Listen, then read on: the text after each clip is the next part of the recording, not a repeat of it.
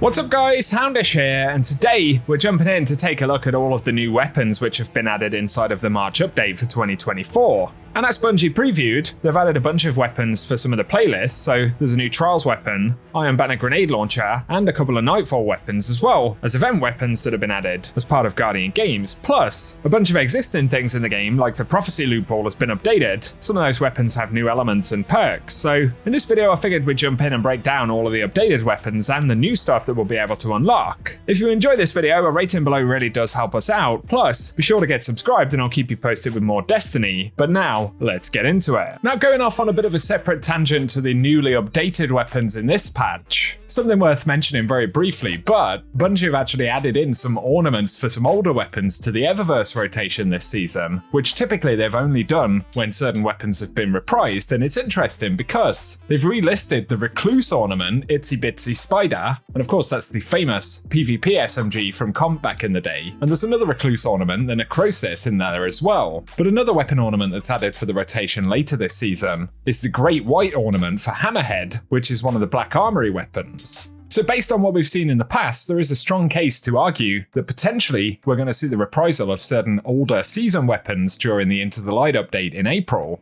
as it otherwise doesn't really make a ton of sense as to why Bungie would update the ornament rotation and add things like Recluse or Hammerhead ornaments, given that those weapons are sunset. So it could just be that we're looking at particular Black Armory or Season of the Drifter weapons, or any of the older season weapons coming into the game with Into the Light. And of course that is dropping next month now, so just a separate side note, and give us your thoughts down below. But now let's move on to the weapons from this update. And so starting out, it's actually worth talking about Nightfall Weapons initially, as we do have a new grenade launcher this week, the Wild Style. And so this one's dropping in Nightfalls, and the Adept version will drop in Grandmasters. It is a double fire frame solar grenade launcher, and in terms of the traits, in the first slot we can get Keep Away, as well as Envious Assassin, Unrelenting, Danger Zone, Stats for All, and Enlightened Action. Then the second slot can get Incandescent, Permeability, One for All, Surrounded, Attrition Orbs, or Collective Action. And it does have origin traits of Vanguard's Vindication, Stunning Recovery, and Text Balance Stuck, so a couple of pretty good options there. Some solid grenade launcher bonuses, but also things like Envious Assassin and Incandescent could be pretty interesting, so let us know any roles that you'll be going after on that one. But another new Nightfall weapon is the Slammer, and this is a Vortex Frame Stasis Sword. In the first trade slot, it can roll Attrition Orbs, as well as Relentless Strikes, Eager Edge, Pugilist, Chain Reaction, or Thresh, and then it can also get Cold Steel, One for All, Collective Action, Permeability, Demolitionist, or Bait and Switch in the second slot. And again, this one gets Vanguard's Vindication and Stunning Recovery, so let us know if that's one that you'll be going after as well. But to now touch on Guardian Games weapons very briefly, we firstly have the Hullabaloo, which is a new compressed wave frame arc grenade launcher. So it goes in the power slot, and the first trade slot can roll Impulse Amplifier, as well as Enlightened Action, Field Prep, Autoloading Holster, Envious Assassin, Grave Robber, and Vault Shot. Then the second trade slot can get One for All, Vorpal Weapon, Cascade Point, Chain Reaction, Collective Action, Disruption Break, or Golden Tricorn. So again, some pretty interesting stuff, Vault Shot and Chain Reaction right there. But even Impulse Amplifier Chain Reaction will be pretty good, and of course there are plenty of different options. It also gets the Classy Contender bonus, and Final Blows with the weapon grant Class Ability Energy. But the Tarek Xipos, the Scout Rifle for Guardian Games, also got an update. The first trade slot can roll Eye of the Storm, Enlightened Action, Zen Moment, Fourth Time's the Charm, Moving Target, Keep Away, or Gut Shot Straight, with the second slot able to get Precision Instrument, Kill Clip, Encore, Focused Fury, Cascade Point, Hatchling, or Explosive Payload. So we do have a bunch of the options from last year still there, but just a couple of new perks in the mix as well. Then there is the Title, an aggressive frame Void SMG, and this can roll Perpetual Motion, Threat Detector, Dynamic Sway Reduction, Repulsor Brace, Grave Robber, Pugilist, or Attrition Orbs. Then the second slot can get Swashbuckler, Deconstruct, Collective Action, Surrounded, Vorpal Weapon, Rangefinder, or Destabilizing Rounds. But that takes us to updated Prophecy weapons. That is the featured dungeon this first week in the update. And firstly, there's the Judgment Hand Cannon, which is an adaptive frame stasis weapon, and the first trait slot can roll Demolitionist, Encore, Enlightened Action, Headstone, Moving Target, or Slide Shot, with the second slot able to get Adrenaline Junkie, Eye of the Storm, Multi-Kill Clip, Opening Shot, timed payload, or vorpal weapon. And these also have the new crossing over origin trait where the weapon has increased range and handling for the top half of the magazine, while rounds from the bottom half will deal increased damage. That's also on the Relentless Pulse Rifle, which is a high impact frame strand weapon. Now this can roll Keep Away, Outlaw, Rapid Hit, Slice, Snapshot Sights or Slideways in the first slot, with the second slot now able to get Desperado, as well as Frenzy, Hatchling, Headseeker, Moving Target, or Zen Moment. So there are tons of really good rolls on that, and some good PvP ones too.